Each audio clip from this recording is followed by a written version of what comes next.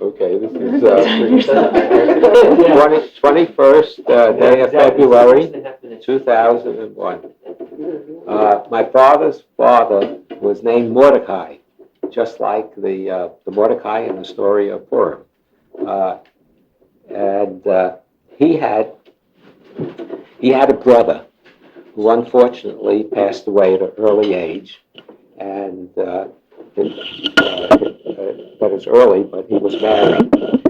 So his brother's wife, left alone, after a few years, emigrated to Palestine and lived in Palestine.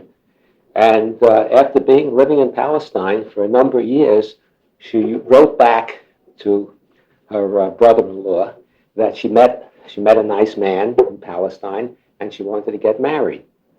But now, under the Orthodox religion, if your brother's if your brother passes away, then you are obligated to perform what's called a levirate marriage.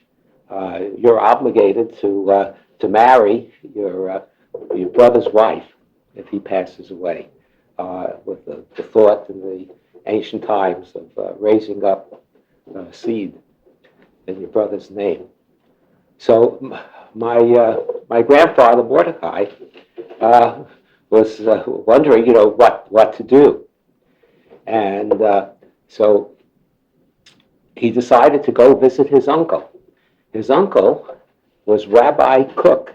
Rabbi Cook at that time was the chief rabbi of the city of Tel Aviv. Later, Rabbi Cook became the first chief rabbi of the state of Israel. So he undertook this long trip for him from Warsaw to Palestine to visit his uncle, Rabbi Cook, and ask him, what to do, since he was confronted with this dilemma. And so that was his one and only trip. He went to Palestine and met his uncle and explained the situation to his uncle. And his uncle advised him. He says, well, the thing to do is to issue a get, which is a Jewish divorce bill, to issue a get to his sister-in-law, and that would free her, and she would then be able to marry the man that she had met. And so that's what he did. So he followed through. Rabbi Cook is quite a prominent man himself, and there's a whole museum devoted for him. If you go to Jerusalem, he was the first chief rabbi of Israel. So did you know his grandfather? Did you know him growing up? No. I mean, my mother told me this story.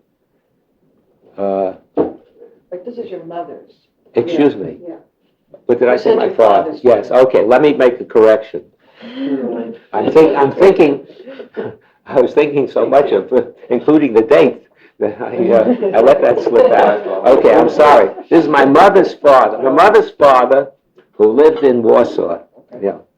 And so he returned from Palestine, and that's how we got to know a little bit about my mother's father, and also about Rabbi Cook, we visited the museum in his honor. And when the guide wasn't looking, they have a reserved area. There was no curtain there. There was no curtain rod there.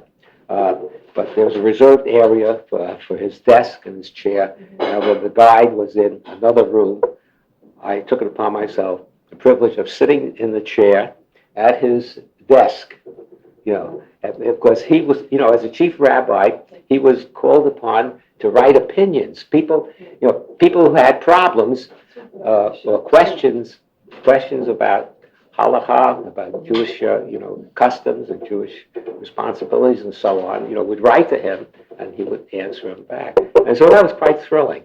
I sat at the desk that Rabbi Cook used, the chair, sat in the chair at the desk, there for a long time. And that's about the end of that story.